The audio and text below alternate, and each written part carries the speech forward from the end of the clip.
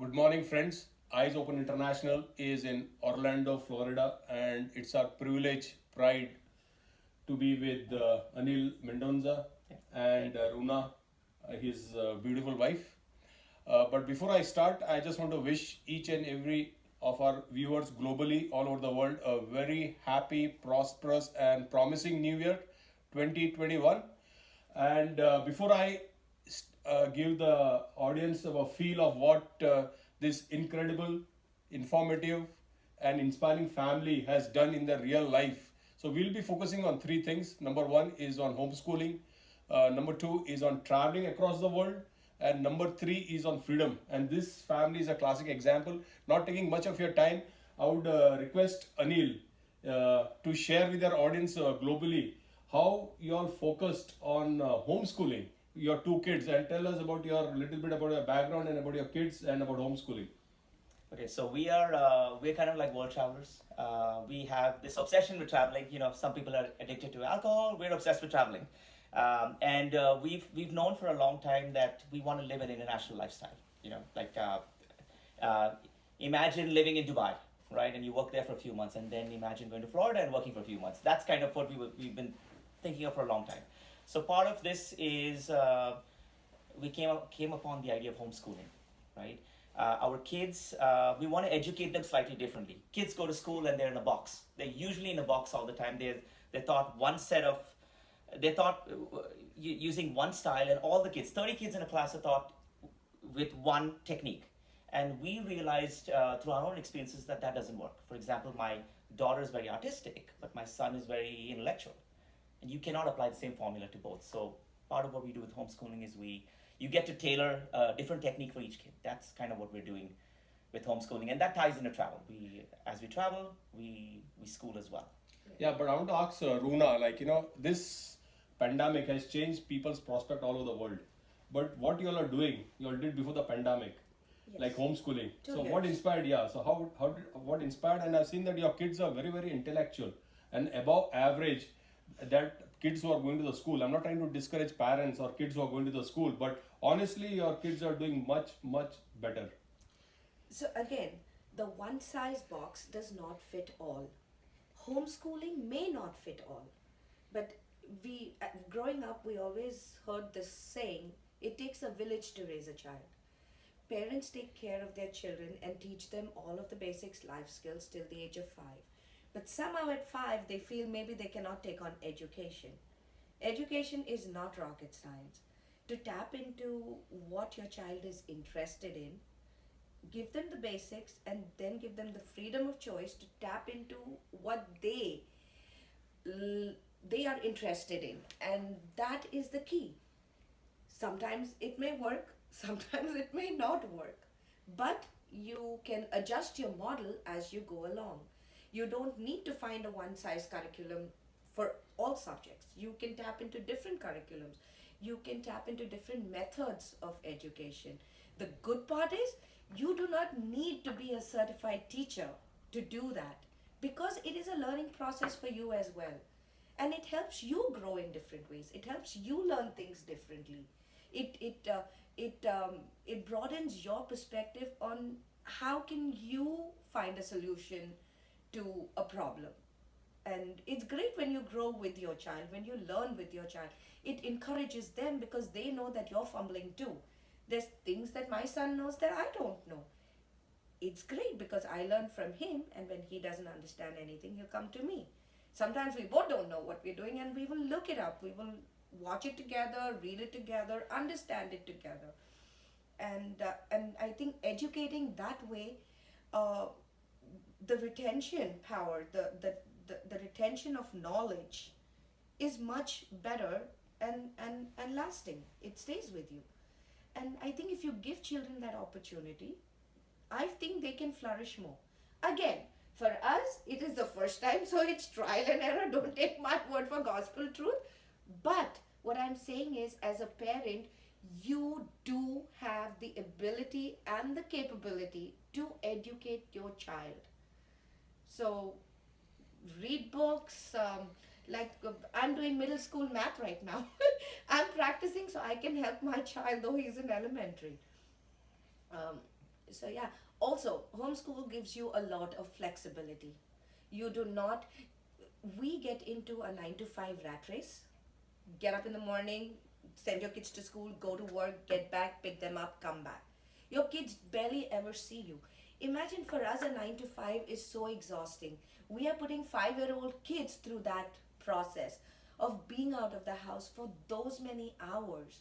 It is exhausting for a child.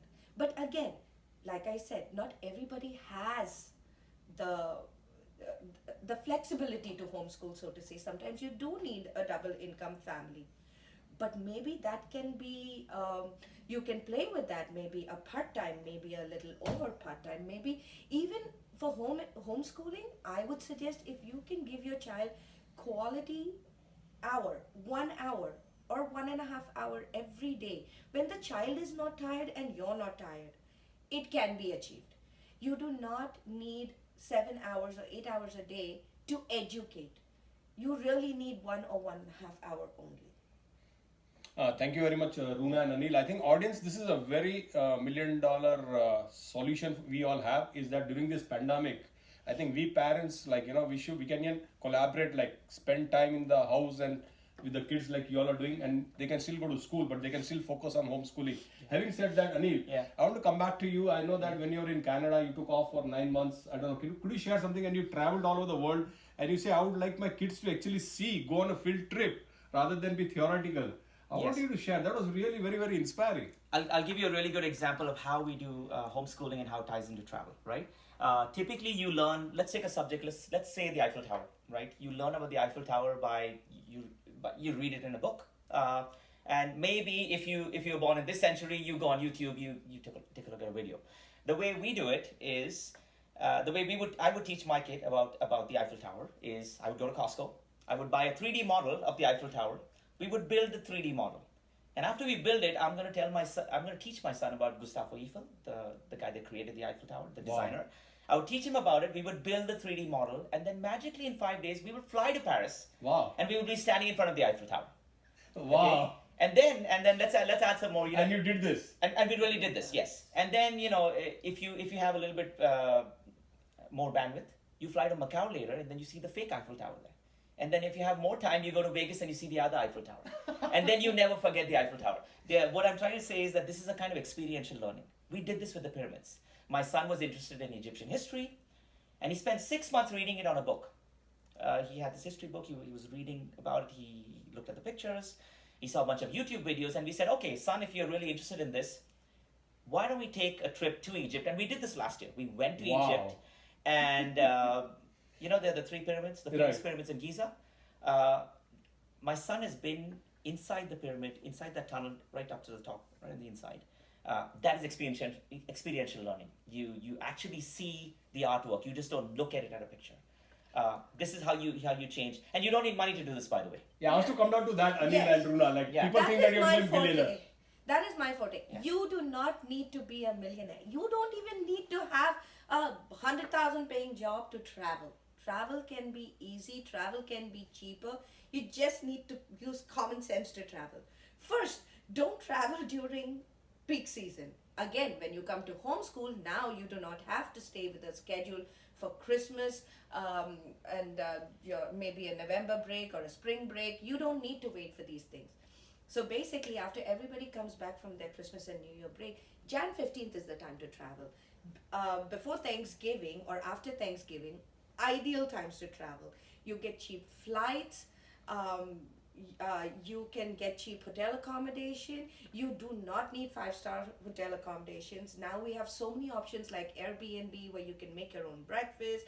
You have a laundry facility. It's easier because now you can travel lighter, especially for us when we are on the road for 8 months. We backpack. I remember from when we started traveling 7 years ago to moving with suitcases to now coming down to backpacks because it's just so much easier. It's a much easier way to travel. Yes, you cannot dress up flashy and have 7 pairs of shoes with you. But apart from that, you get to shop in these small countries for different souvenirs and their ethnic wear and stuff like that, which is great because my kids have ethnic wear from different countries that they've been to. again, it teaches them a lot about culture, a lot about food. They meet people from these cultures, especially Airbnbs. You get to interact with hosts. They are more than happy to engage my son and my daughter. Sometimes she can be antisocial, but and that itself is a learning experience. But having said that, Anil and Yeah. Runa, like you are both like an, I would say, like an ordinary family, but you all are doing extraordinary work globally, and it's a real inspiration. So I just wanted to tell all the audience, like people are like so stressed out, like coming down to the third point, like the number one I said about homeschooling, number two I said about traveling, number three about I seen freedom. Like I've seen this family for last couple of years, and they're doing a fantastic, realistic, and very understanding, like a teamwork as a family. And like when I say about freedom, like I talk about, it's not about financial freedom. This man Anil looks here towards freedom, towards I think education for their kids. He's looking towards freedom, towards happiness, freedoms towards there is no stress. So can you elaborate with our audience on that, please? So I think freedom to us is, how do I say this? Freedom being, and success yeah. is different for us. It is not tied to an Ivy League education. Yeah. It is not tied to a $200,000 salary or a director title. For us, success is us as a family unit. What makes us happy? What keeps our children happy? It is more about what we can do in our everyday lives. We don't want to wait to retire at 60 to travel the world. Wow. We don't want our children to have the 9 to 5 lifestyle that we've had for a long time. So let me break it down. That is freedom. Yeah, let me break it down in a different way. People think success is money, right? Money is not always success. Consider that you make 300,000 a year or whatever that magic number is to you, but you have to work 70, 80 hours a week, right? So you have no freedom of time. You have freedom of money, you have no freedom of time, okay? And then you can never leave that job because what if I never get the director position anywhere else? So you have no freedom of location. You have the money, you don't have any freedom of location, no freedom of time. Our concept of freedom is the freedom of time. The freedom of time to be with my kids. The freedom of time to travel. To educate them. Yeah. So I think there's a fine balance. You have to have money and you have to have success, but you have to, not at the expense of too much time. There's a fine balance between you have tons of time to play tennis, to play video games, to be with your kids, or whatever it is you want to do in life. And yet you make money, and yet you have a freedom of location. And COVID is doing some good things for that, with homeschooling, with work from home. These are things, there's always two sides of the coin, right? There's a famous Chinese, or maybe it's an Indian proverb. And the proverb is the other side of crisis is opportunity. Amen. You can look at COVID as completely evil and your life's coming to an end and what am I going to do? And that's victim mentality. If you can look at COVID as, what can I do better? How can I use this opportunity to learn Spanish or to learn piano, or it could be anything, right? Use the extra time you have. Stop spending time on Netflix. Spend time with the things that really matter. Your kids, your piano, your whatever it is, right? Your neighbors, your friends. Yeah. Also, having a social circle Yeah. in times like this does really, really help a lot, because now you're not lonely, you're not upset, you're not suicidal, you're not depressed.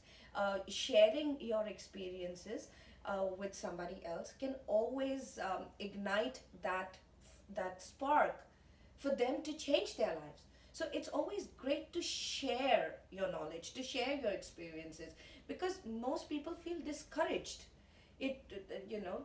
Schools tell you that, oh, you can't do this. You have to send your kid to school. People around you will tell you, like, why? Why would you do this? Why would you not allow your kids to school?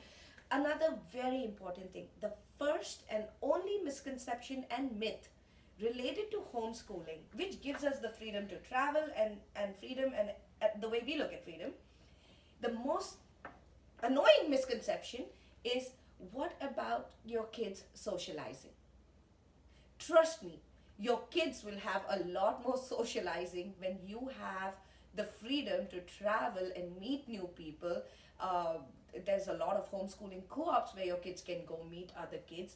My kids can now speak with kids that are younger than them, older than them. They can interact, they can play with them, they can talk to them, they can discuss things with them.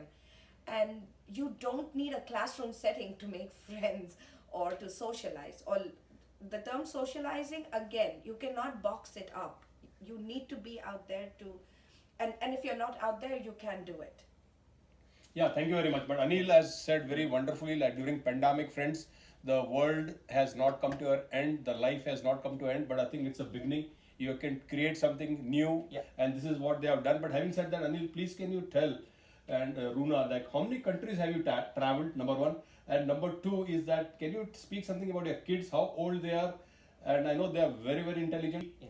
So can you please share with our audience globally? So I think we've roughly been to probably 35 countries, and Wow. there are 200 out there. So we haven't traveled as But much. 35 countries in what span of time? 7 years, seven- 8 years. So it's not like for the last 15 years. No, this Wow. is 8 years. Just about 8 we years. we started traveling after we got married and we had our children. So those that think that you can't travel after you have children, again, a myth that we can blow out of the water at any time. You get your kids out there, they adapt. They are more resilient than we are. We would be jet lagged. Children don't get jet lagged. Yeah. So it is possible. We've done that. We've Right. done So that. 35 countries. 35 countries, And about maybe. 170 cities. Yeah. Wow. So tons of cities. And how I many heard cities. like Runa telling and you telling me that you went to certain countries where you didn't know anything. And I was wondering, like that inspired me. And I was telling my wife, we need to do that. Like you went to countries where you didn't know the culture, the people, and I don't know where you're landing. And how did you do that? Now, because you have all the tools today, people don't realize that this is the best time in history to travel. I mean, outside COVID, how COVID's going to get over, and then after that. But even pre-COVID, this is the best time to travel because you have Google Maps, right? You have wireless internet. You have an iPhone. So with one phone, you can take your pictures. You can map your way around. You can book something on Airbnb or hotels. What I'm saying is that we have all the tools today. You have Uber. You have all the tools to be a traveler if you want to, right? So we use technology, but that doesn't mean you just depend on technology. Please go out there and talk to locals. Some of the best food that we've eaten is after you talk to locals and you ask them, where's the hole in the ground where you get the best kebabs? And it's really true, right? True. I will tell you this from an experience in Morocco that we had, right? We have a lot of friends who are like, yeah, I need to get at least a 4-star hotel. If you go to Morocco and you go to Fez is a walled city. They have an old Wow. Fez, which is a walled city. There are no cars there. You can take the 5-star Hilton, pay $300. You won't get the hotel inside the walled city because it's going to be outside and it's really posh. But if you spend $30 on an Airbnb, you can live in a Moroccan riad, which is a traditional home. You're not going to get this at a Hilton, right? And it's $35. But the architecture is 800 years old. The fountains and the breakfast is authentic, and they speak to you in English and French and Berber and Arabic. You're not going to get that at a Hilton. So what I'm saying is every experience doesn't have to cost $300 to be worth it. The best experiences are usually those roads, the roads that are less traveled. That's what they say, right? So, homeschooling can also be frustrating at times. It has its really good days and it has some horrendous days where nothing can get done. But the easy way to get done with the horrendous days is just leave it be, take a nap, watch a movie, and read a book. That is the easiest thing you can do to or take a tennis racket, go to the tennis court, and just hit the ball any which ways you want to. Yeah. So there are those days as well. But again, you know your child better than anybody else. A teacher cannot know your child as well. A doctor cannot know your child as well. You That's do. very good. And you know what your child is capable of. If you think yes, they can be stubborn brats. You just have to, it's a trial and error method for each parent. But the one thing I can guarantee you is the security, is the confidence that comes up with that security, that no matter what your parents are there. For my parents, for my kids, if you ask them where you're from, it's difficult for them to answer it because they've lived in different cities ever since they were born. So, but one thing they know in their minds and in their hearts is this: we are a unit, and wherever we stand together for that point in time, that is home. They do not need 4 walls and a house to make them feel secure. They do not need a security blanket to make them feel secure. And I think if you can achieve that with your children, now you've gained their trust. It's just the communication lines hopefully will just get better and better. So in other words, they're not attached to a room. or the Xbox. Right. So I'll give you a really nice analogy of this that I thought about recently. Air Force One is not an actual physical plane. It is where the president resides in. Right. And we like to look at this model of what we're experimenting with as a kind of Air Force One. The kids' Air Force One is not a room Not a house. in a specific house in a specific city where their friends are. Their Air Force One is wherever we are. If we are in a hotel, that's Air Force One. And we have sort of molded them in a way that you are in Paris right now, you are in Dubai right now. Let's go to the park and let's all of us try to interact and make friends. Yeah. So that is an assignment for every new city we have. Yeah. Once every month, we will go to a park or a church or wherever it is, and all of us need to make friends. Yeah. So Anil needs to make friends with somebody, with whoever he wants to. The kids get to interact with other kids. They have to make a friend and earn themselves a play date. That is the challenge. Thank you very much. I think this is very powerful, friends. Like the way they spoke, every word has a very powerful meaning. Like I think what Runa said about that we are a unit. He said that we are Air Force One. When I say Air Force One, it is all the parenting. Like you both are so close together. During pandemic, I've been telling people, I heard people telling, "Oh my God, I don't know how I'm going to tolerate my spouse. I'm going to tolerate my wife, my husband, my kids. Not 24 hours." I think that is actually a strength. It's not a weakness. Yeah. And to be fair, it's not a formula for everyone. We're not saying homeschooling is the only way, but it is definitely one of the ways. Yes. Right? What we mean by freedom lifestyle is they told you that Sprite is the best drink on the planet, and that's the way they advertise it. But if you've never had a fine wine, you would never know that, right? So what we're saying is you need to sometimes challenge what you are told and what you're advertised, because maybe sometimes there's a better way. That is freedom thinking. That is freedom lifestyle. And you know what? If you don't have the money to travel, it doesn't cost you to dream. Right. I like that. So I practice that daily. 5-10 minutes, maybe half an hour a day, we will audaciously dream and look at YouTube videos of places that we want to go to and a $100 million condo in New York. It may never happen, but what's stopping me from dreaming? Right? Yeah, you made me dream every day. Like in the last 3 days, I've been watching with Anil. Yeah, you like the Moroccan Riyadh, right? You like the Bali architecture? Yeah, I learned something new. Yeah, and maybe you will go to Bali in 2 months. Who knows, right? Yes. The point is that it doesn't cost anything to dream. Yes. And believe me, we've seen more often than not when you dream, it starts to happen. We went to Morocco after going to Epcot in Orlando and seeing this Moroccan-themed restaurant. 2 years later, we were in Morocco. Wow. Eating Right. the bestest kebabs that there ever were. And we would have never done that had you not gone to that place and started dreaming about it. Let's try and make it happen. In other words, if you have an intent, you start to put your thoughts towards things that you want in life, and life's going to make it happen in that direction. Like for example, my kids get one incentive a year. We have a world map, and they can put their finger anywhere on that map, and we would make that trip happen for them. Wow. Provided they put in their time, effort into their reading, into their education, into their extracurricular activities, and plan why we are going to this country. What's in this country? How do we travel in this country? Like Joshua planned Egypt for 3 years before he got there. Wow. From every And it temple, happened. And yes, it happened, yeah. It from happened. every temple, the route that we needed to take, where you needed to fly, where you needed a felucca, where you needed a Nile cruise, all the way to the tip Abu Simbel in close to Sudan and back. Wasn't it But- last year that you already? We were there for New Year's We were last there year. December last year. 31st? Yeah. Wow. We were in Luxor in a hotel facing the Nile for the sunrise. That was a 6-week trip where we visited 13 destinations. Yeah. Wow. Anyway, friends, I will just deviate, and I would like to tell that Eyes Open International is focused on prevention, education, protection, and empowerment of vulnerable population globally on human trafficking. So, friends, if you have any questions, if you think that you or your someone is a victim of human labor trafficking or sex trafficking in the United States of America, please note this number, and that's 1-888-373-7888. So thank you very much. Thank you. God bless you, and all the best from all my viewers and from Eyes Open International worldwide.